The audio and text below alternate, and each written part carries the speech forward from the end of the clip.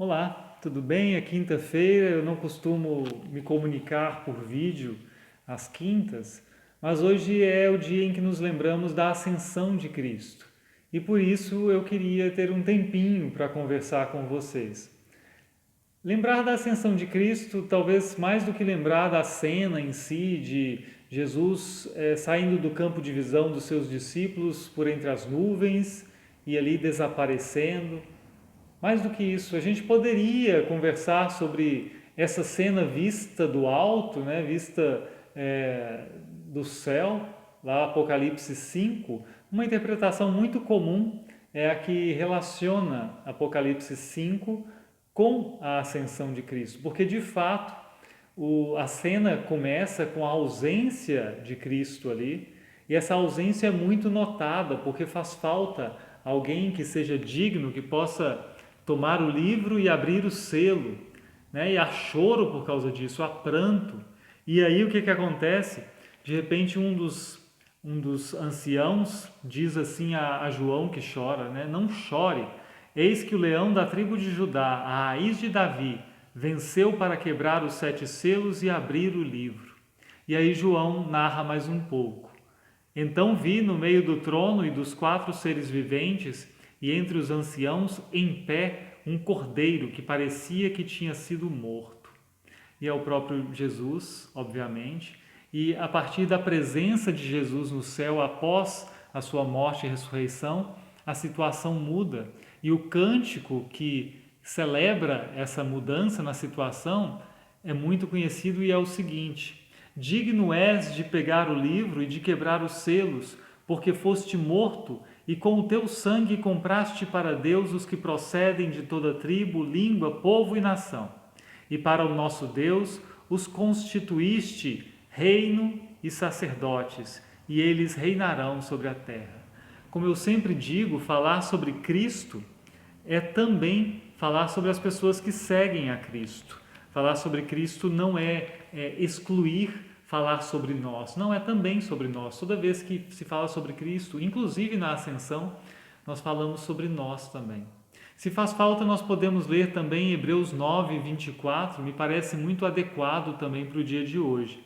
Diz assim: porque Cristo não entrou em santuário feito por mãos humanas, figura do verdadeiro santuário, porém no próprio céu, para comparecer agora por nós diante de Deus. Por nós, em favor de nós. Assim como ele fez tudo aqui na terra em nosso favor, a presença dele hoje no céu ao lado, à direita de Deus Pai, também é em nosso favor. Isso é maravilhoso demais para a gente lembrar, é bênção de Deus. Mas eu quero lembrar de algo mais. Os discípulos, ao verem Jesus desaparecer entre as nuvens, eles não ficam sem tarefa por cumprir. Eles têm que esperar em Jerusalém para serem revestidos de poder, né, para que venha sobre eles o Espírito Santo, e aí eles começariam a pregar, a anunciar o Evangelho de modo destemido por todo o mundo. Essa era a grande tarefa que eles tinham pela frente. E o fato é que essa tarefa permanece, ela continua sendo tarefa da igreja, de proclamar, de anunciar. E o que que os discípulos fizeram entre a ascensão e aquele dia de Pentecostes foi, segundo o livro de Atos, perseverar em oração.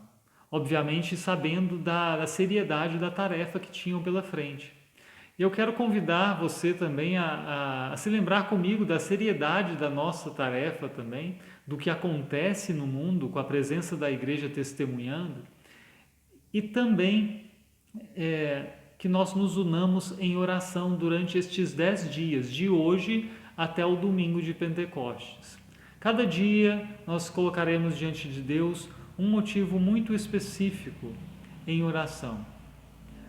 Sempre pensando nessa tarefa da igreja, sempre pensando na necessidade que as pessoas têm de conhecerem a Cristo, de andarem com Cristo. O meio que nós temos de fazer isso, obviamente, é a palavra de Deus, obviamente é o batismo, a Santa Ceia, mas pessoas há que estão afastadas até de escutarem a palavra de Deus.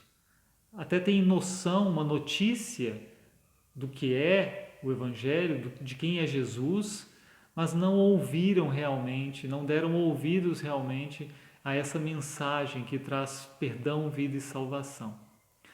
Você conhece pessoas assim? Você conhece, eu diria, para a gente começar a nossa caminhada de oração hoje ainda, você consegue pensar em 3 pessoas de sua convivência e que não ouvem a palavra de Cristo? Oremos por essas pessoas hoje. Eu orarei por 3 pessoas que eu conheço e que vivem nessa situação.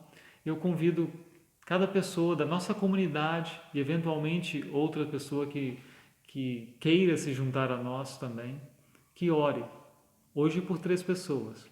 Amanhã teremos outro motivo para orarmos.